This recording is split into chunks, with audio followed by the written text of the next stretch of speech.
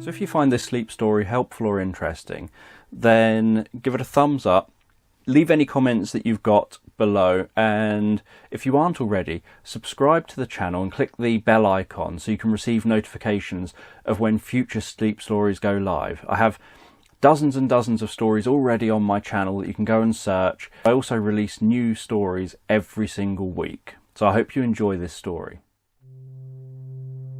To enjoy this story fully and to be able to relax as fully as possible, just spend a few moments concentrating on your breathing. Concentrate on breathing in and then giving a nice long breath out. That's right. And just take a few comfortable deep breaths like that. And with your eyes closed, lying there relaxing, paying attention to those in-breaths and those out-breaths,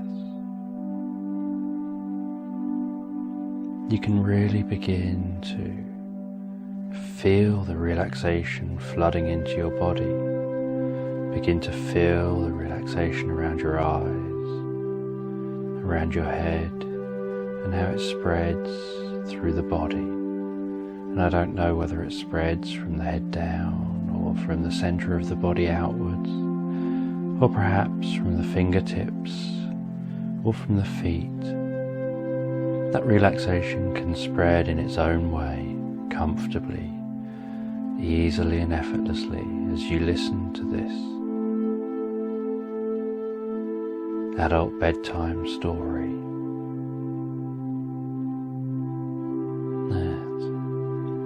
And after a while you can begin to forget about focusing on the breathing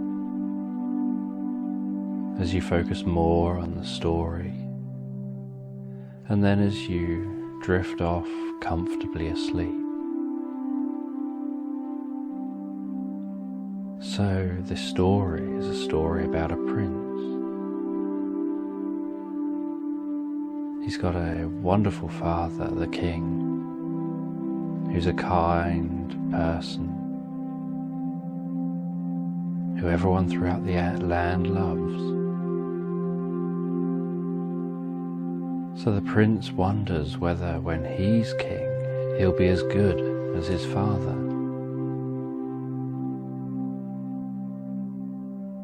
And at the moment, the prince doesn't feel that he's got a sense of purpose. He lives in a beautiful palace. The palace has high walls, grand gardens, beautiful colours everywhere, echoing corridors, exquisite decoration. And yet he doesn't feel he has a purpose, just as the prince. He knows his father, the king, has a purpose, and he hopes one day he'll be as good as his father. But as the prince, he's unsure of what his purpose is. And as the king's son, he's always had a privileged position. He's always been able to get whatever he wants and lead a life of extravagance, and never wanted for anything. And every day the prince goes to a window in the palace. He gazes out through the window across the land. He looks over in the direction of the mountains beyond the forest, and he wonders what life beyond the palace grounds is like. He can see all of the people in the land going about their day-to-day life. Every day he can gaze over beautiful sunrises and beautiful sunsets, admiring the changing colour of the sky. He looks over at the tops of the trees of the forest He looks over at the distant mountains. He finds it a beautiful view. And when he gazes out over the forest, over the mountains, he lets his mind wander. His mind often wanders to what it must be like out beyond the grounds of the palace. He wonders what it must be like. He wonders what adventures could lie beyond the walls of the palace. He wonders what other people are getting up to. Because he's aware that every single human being throughout the land has a story of their own. And he wonders what are the differences between those people out across the land and those people within the palace. Because the people across the land appear so poor. They appear like they have nothing, and yet they always appear so happy. And it surprises him how happy many of them seem when they have so little. So one day, when gazing out of the window, the prince decides to set out. He decides to go on an adventure. Decides to go on an adventure into the unknown. The prince decides that he doesn't want to be stuck within the palace grounds anymore. He's not going to find a sense of purpose while he's stuck here. To find a sense of purpose, he needs to leave the palace, go on a journey, go on an adventure of self-discovery and curiosity. He needs to set out and find himself. The prince decides that it's best if he sneaks out of the palace. That way no one will know. No one will know that he's gone. And because nobody's known he's gone, nobody will realise he's the prince. Because he won't have guards around him. So he decides to put on some clothing that helps him to blend in with others around him outside the palace.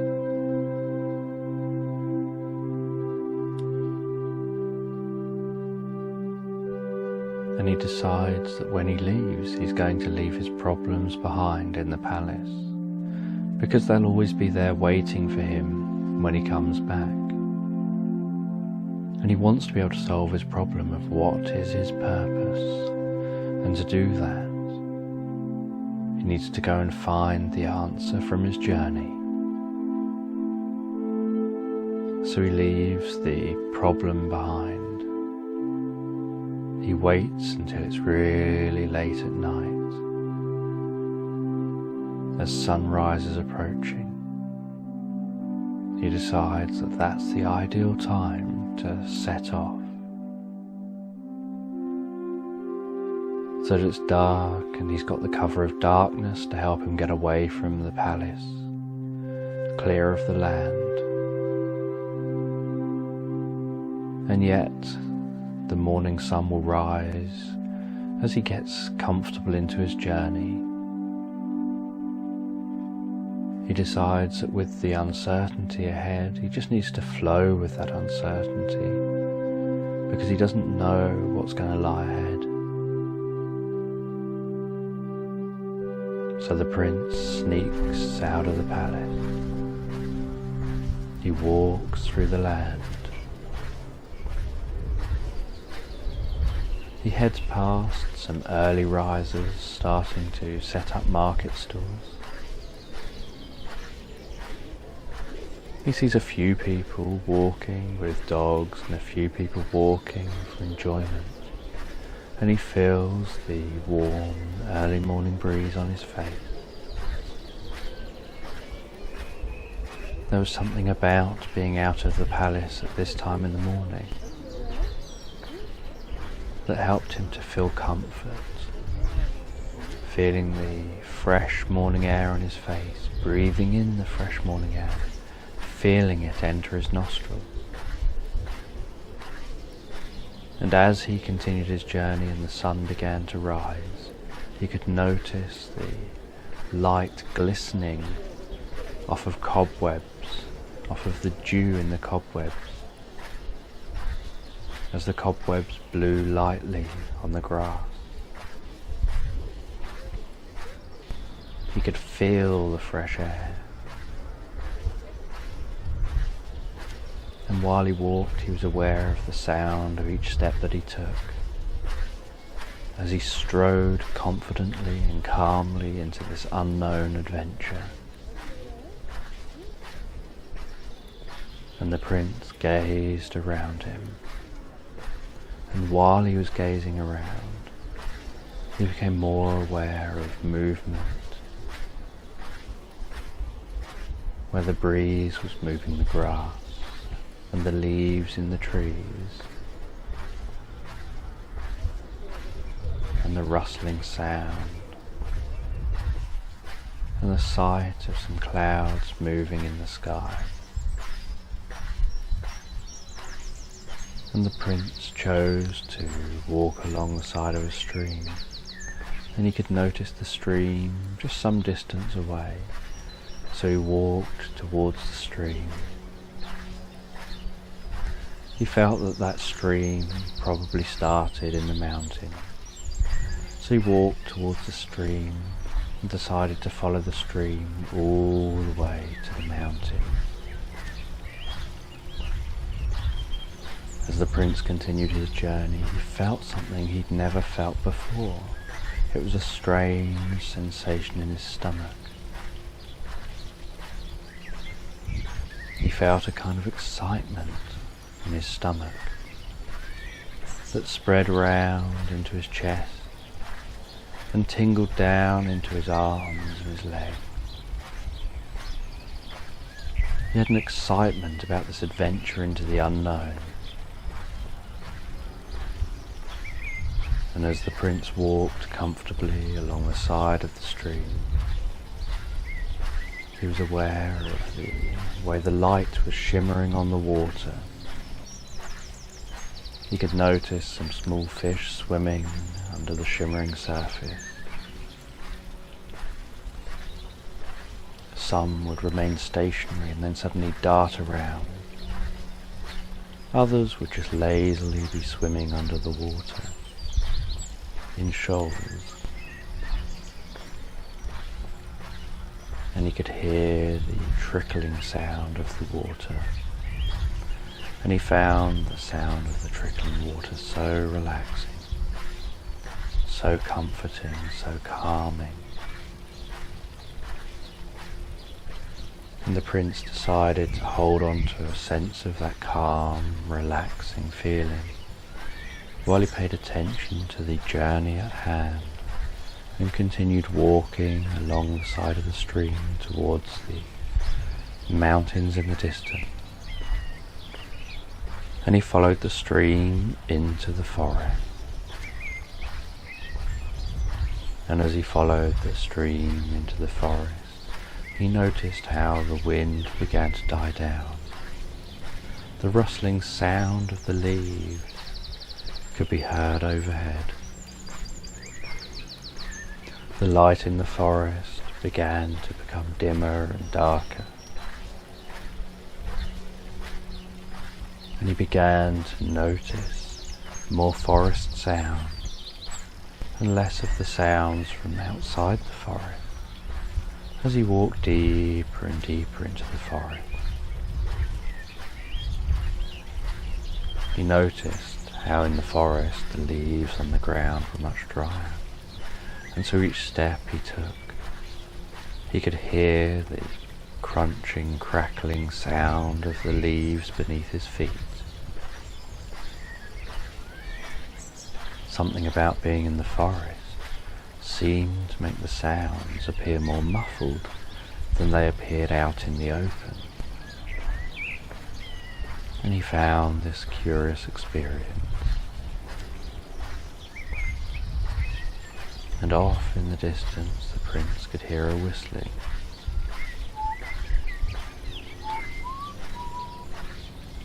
So as he continued walking along the path, he wondered who would be out there, who would be out in this forest whistling. He was curious to discover and find that out. He felt the whistling sounded a little jolly, so he decided it was safe to go and investigate. The prince decided that he should trust the decisions that he made, because he was sure that any of those decisions could be the decisions that help him to find the answer to the reason he left the palace. So the prince continued walking and walking, deeper and deeper into the forest, and as he walked, he continued to have this sense of being followed. He didn't know what was following him, but he had this sense that something was following him, that someone was there, that they were close behind. After walking for what seemed like many hours, the prince finally caught up with the person who was whistling, and he looked over to where the whistling was coming from, and he saw a wise one. The wise one was just stopped by a pool of water.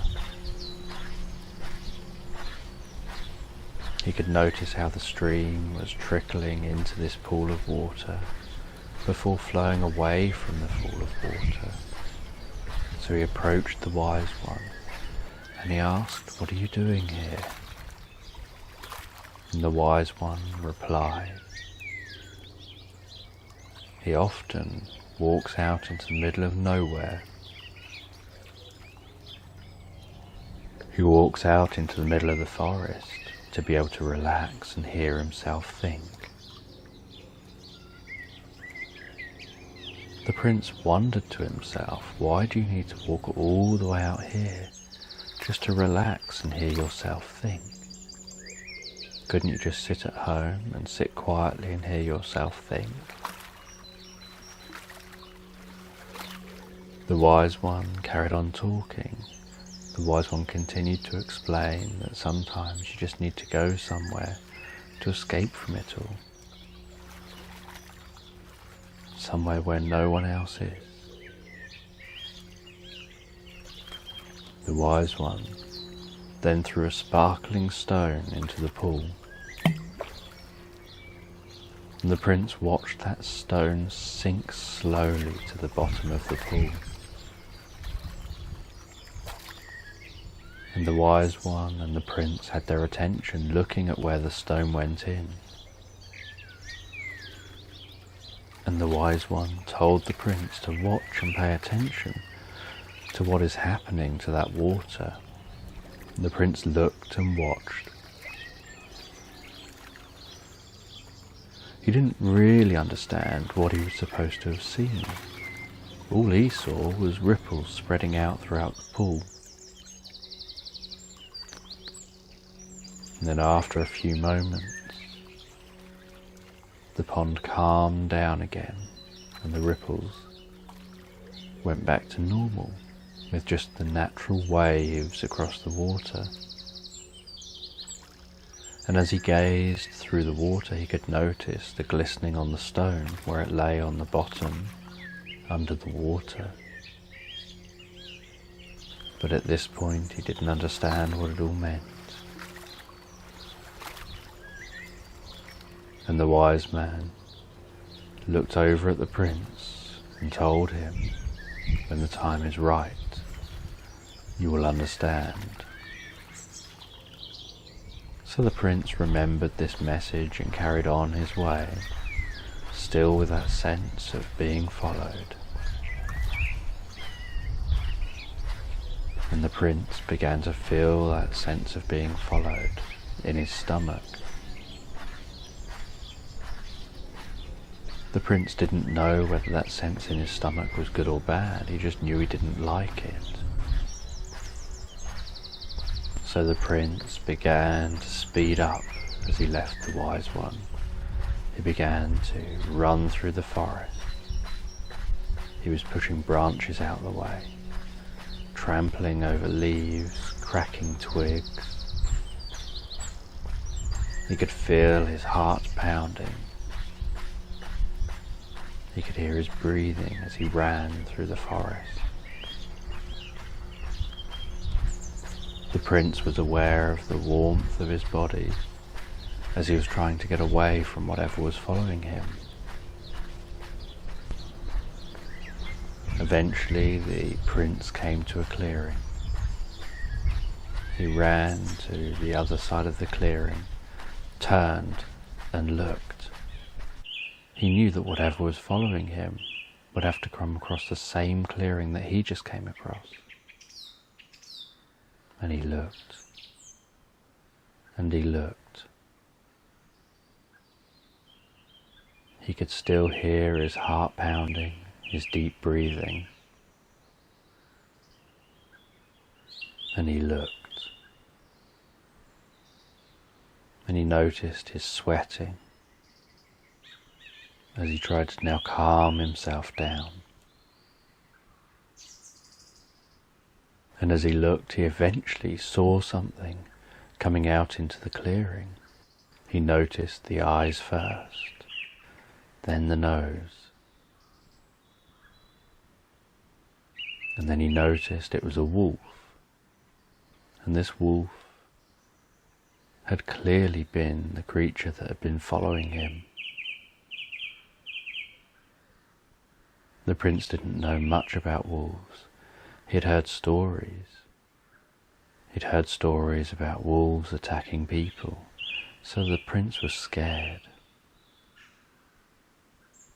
And he was angry that he'd managed to be followed. He became really disheartened at the thought that anything could happen now and there was nothing he could do. And at this point, the strangest thing happened to the prince. Without knowing how it happened, the prince began to logically think about the situation. And the more he logically began to think about the situation, the more his strong emotional states began to disappear. The anger began to go away. His disheartedness began to fade away. He began to feel calmer, more relaxed. And as he continued to logically think of more and more reasons about how he could deal with the situation, and how he couldn't have helped being followed because wolves do have much better senses than people, he began to feel more pleased and excited that he was going to find a solution to this current problem. And all the old emotional states that he didn't want there at that moment began to disperse, to fade away. He realized that he had achieved a lot from his journey so far already. And all the time he was thinking this, the wolf was getting closer and closer, padding its way across the clearing. And the prince thought that that wolf looked very much like a dog. And he thought, even if the wolf naturally kills things and eats meat, that doesn't mean that it's going to harm him. And the prince's natural emotional situation was that he should run away or stand and fight. But the prince decided to do something completely different.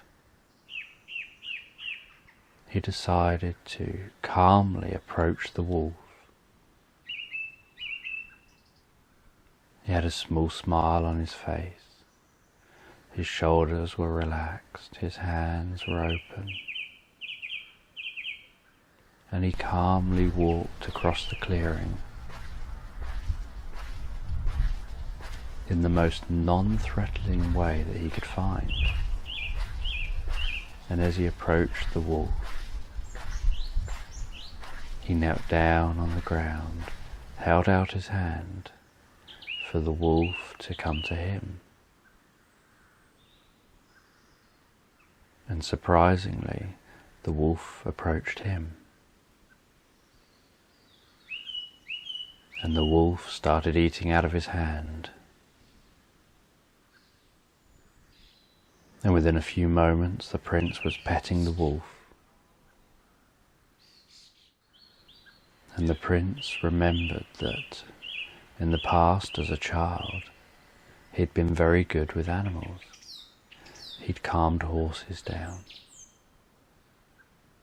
just by walking up to them calmly, while talking calmly to them and being relaxed around them. He'd calmed dogs down in the same kind of way, and he realized that his ability to do those sort of things in those situations meant that he was able to draw on those memories now and those abilities now to be able to handle this new situation where he initially felt threatened. And the prince didn't know why he thought that that was an important revelation to him. He only knew that it was. And this wolf was no ordinary wolf. This wolf was there for a reason.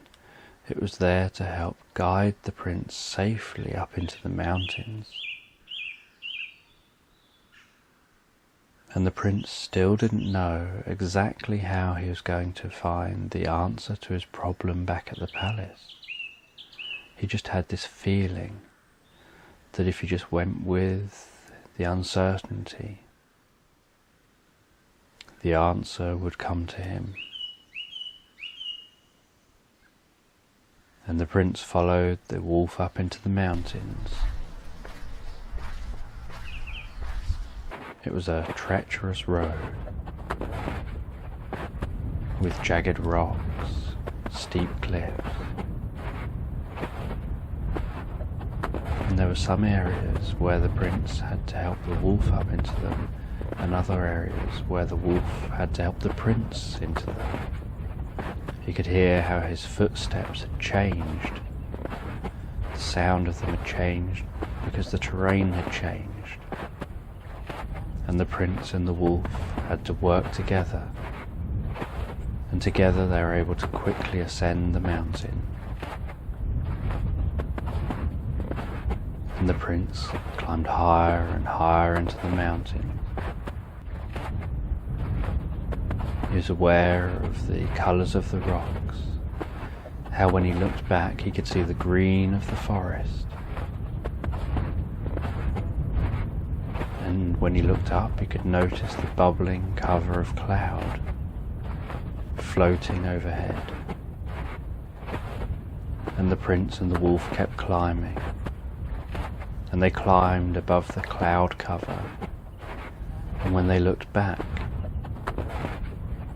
and down they could see a carpet of white. And when he looked up he noticed that everything was white on the mountain as well, that the mountain was covered in snow. And the wolf and the prince continued to climb through the snow, finding it more and more of a struggle the higher and higher they went. And the only thing that kept the prince going on this arduous trek up through the mountain was that he was beginning to truly see himself as not having that problem by the time he got back to the palace. And somehow the wolf managed to understand him. And whatever he needed, the wolf managed to help him with. It was as if somehow he was able to communicate with the animals in a way that he could never have imagined. He was communicating through body language, through the way he used his voice and his ability to remain calm with the wolf. And the higher and higher up the mountain the prince went, the more focused his attention became on the road ahead. And at this point in his journey, he didn't want to stray too far to the left or the right, because either way could be lethal for him. And after much struggling and much hard work, the prince could see a cave up ahead, high up in this mountain top. And at the same time as that, the prince reached a peak where he could turn around, and as he looked behind him, a surprising thing had happened. The clouds had all begun to disperse, and he could see the palace off in the distance. He could see his land, he could see the forest, and he could see multiple paths that he could have taken up the mountain, and he could see the stream where it entered into the forest. He could see the pool in the forest. He could see the clearing. He could see the stream carrying on out the other side of the forest, off in the direction of the palace. And as he looked out towards the palace, he knew that somewhere over there was that old problem that he'd left behind. And now he was so far away from it, and up a mountain with this new perspective. The thing he wondered now was how he was going to get back there. He really wanted to get back in one day, and yet it had taken him nearly all day to get to where he was now. And as the prince entered the cave with his wolf, and they sat down and he lit a fire, and he warmed up and noticed the flickering of the flames on the walls, he began to gaze into the fire, listening to the crackling, gazing with the flickering of the light out the corner of his eyes, hearing the sound of the wind hissing at the entrance to the cave. The prince's mind began to wander, and the prince began to wonder about how he was going to get back. And as he gazed at the fire, the outside of his vision began to get blurry, and he began to feel really relaxed.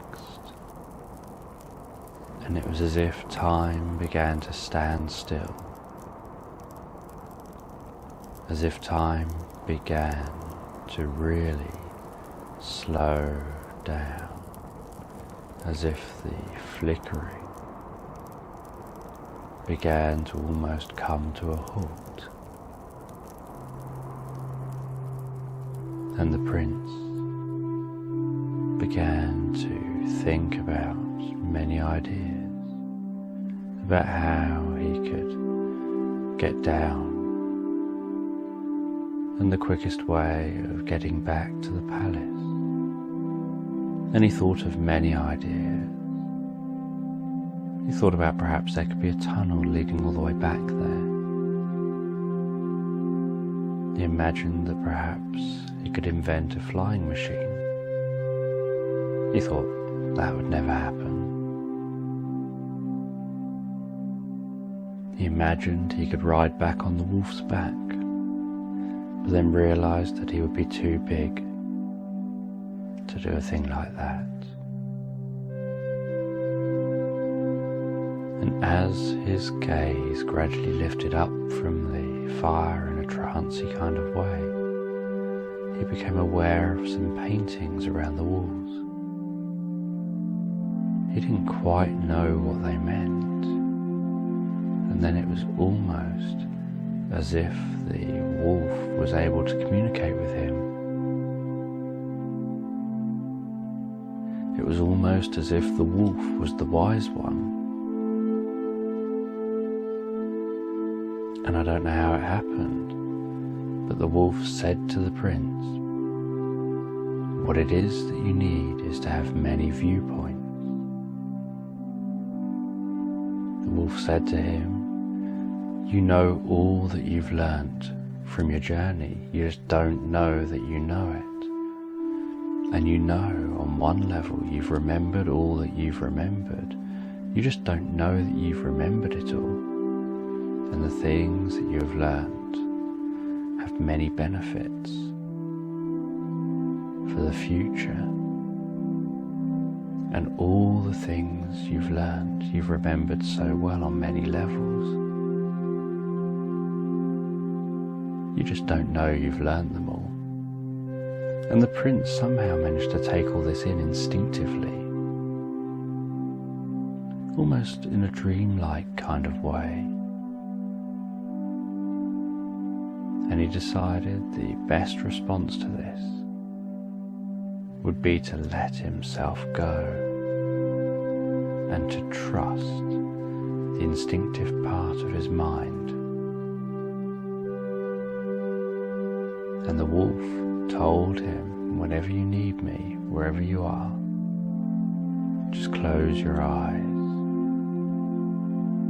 count to 10, and with each count on each out-breath, you can relax and you can find yourself back here in this cave where you can meet me again in this trancey state of mind, gazing into the fire. And you can ask me questions and I will answer them wisely, helping you with things you do not yet know." And the prince decided that this was a good time to begin to take that leap of faith. He could honestly and fully see himself as not having that old problem that he came here to sort out. He didn't know yet how it was going to sort itself out and go away. He just knew it was no longer going to exist. He thought to himself, all he needs now is to think creatively and see many different viewpoints. The prince stood up. He backed up in the cave. He took a few deep breaths and then he ran. He ran like the wind. He ran faster and faster. And the wolf just watched as he ran past the fire, past the wolf towards the entrance of the cave. And he ran and he ran. And as he reached the entrance, he just jumped. And as he left the cave, all that was below him was nothing. He was aware that somewhere beneath the clouds below him was the mountain and the forest. And as the prince fell, he hoped that this leap of faith worked out.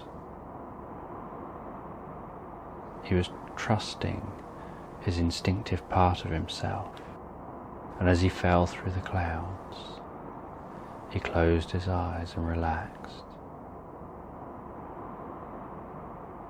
And as he relaxed, he felt a tingling feeling throughout his hands and in his body. And as everything began to tingle, he felt himself go into a dream-like state. And then he opened his eyes and soared back above the clouds and found himself flying. He discovered that he'd become an eagle, a graceful golden eagle, soaring and flying. He could feel the wind rushing beneath his wings. He could notice the motion of the world around him as he spun in the sky. And as he dived down towards the ground and swooped up, he became aware of how his hearing had got more sensitive, his vision had drastically increased and improved. He was able to look at something and focus in on it, almost like looking through binoculars. And as he flew above the forest and looked down on the stream, he gazed off towards his kingdom, back towards the palace. He knew now what he needed to know that when he got back to the palace he would no longer have the problem that sent him on his quest in the first place. He was able to see so many viewpoints. He could fly up really high and notice the curving of the earth. He could swoop down really low and watch colours flash by in an instant. Or he could just glide effortlessly and enjoy peace and relaxation in the warm air currents. Just enjoying the floating feeling. And the prince now knew how he's going to make it back to the palace by the end of the day. And as he approached his land, he came swooping in low, turned back into the prince, rolling as he hit the ground, landing on his feet. And with great excitement he ran across the land, back towards the palace, running through the streets, running excitedly up to the palace, running up to the palace door, letting himself in, running up to his favourite window, gazing out, back out over the land, noticing the sun setting, gazing at the mountains, over the forest. And he could swear that he could have a sense of the wolf looking back at him. And he remembered what it was the wolf said to him. And what he discovered was that he now no longer had that problem that sent him on the adventure. Yet he knew that he'd love to go on this adventure again in the future when the time is right. So he lay down, closed his eyes and relaxed in bed. And as he felt a sense of peace and clarity, he took a few deep breaths and drifted comfortably and relaxed asleep, falling comfortably and relaxed asleep.